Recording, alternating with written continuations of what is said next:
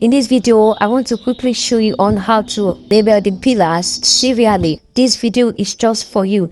Okay, we are going to show you the automatic way to do that. So how to go about that? You should note how you have to run the numbering, okay, loop by loop. All right. So I'm going to be using the point series. This is the PT series, that is point 1, point 2 in the course of this video. However, if you have the pillars already, you have the beacon number, okay, from the Ministry of Land Surveyors, okay, you can actually edit this PT series, okay, or you go to the text icon here, click on it, there you can type the beacon number for each pillar. All right. So another thing I'm going to let you guys know or understand is that you must put the point series, okay, according to the loop. All right. So this is what that means. So this is a particular layout of subdivision plan, and I want to label the pillar. So how I'm going to do it is to click on this PT that I already typed here. Okay, right click. All right. Then go to copy selection.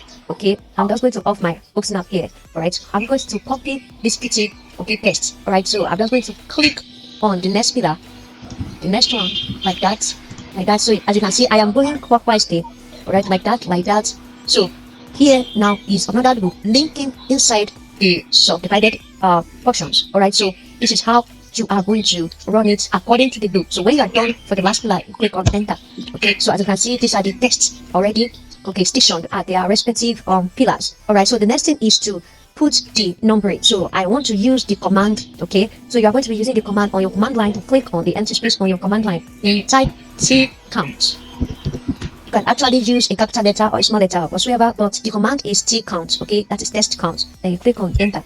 So when you click on enter, it's going to give you an advantage to choose the point or the text, okay, the text options serially. Okay, so this is the idea. You choose it according to the way you want the system, the AutoCAD, to number your pillars for you. So this is my point 1. All right, so as you can see, there is no man there, so I'm just having it at the back of my mind that I want this pillar to be my first point. Okay, so you will click on it. This is the second one. So you go according to the way you want the system to auto number your pillars for you. So as you can see, I'm already picking it, and this is my last point here. So when you are done, you click on enter. All right, when you click on enter, it's going to give you an option. So if you are using AutoCAD Land Desktop 2009, you are going to be having the prompt on your screen. Okay, so if you are using other versions as well, you may have the prompt on your screen or not. So maybe you have it on your screen or not. These are the options you are going to be having. So below my command line here, as you can see at the command line, there is X, there is Y, and there's select other functions. All right, so these are the 3 functions you are going to be seeing on your command line or on your screen. Do we get it now? So the next thing to do is to click on the select to other function. Do we get? So I'm just going to click on that. So it's going to ask you the way you want it to number. Okay, so on your command line, you click on the empty space that is blinking there. All right, then I want the numbering to start from 1, that is PT1, PT2, PT3, and so on. Okay, so I'm just going to click on 1, 1. What this simply means is that I want the numbering to start from 1, and I want it to be increasing by 1. That is, if I have PT1 here, the next point should be 1 plus 1, which is PT2. So that is what it means. So in case you want to start from PT10, so you are going to be typing 10, 1. So it's going to start your reading or auto numbering by doing from PT10, PT11, and so on and so forth. I hope we get that right. So when I typed 1, 1, that is from point 1 and increasing from it, I'm going to click on enter.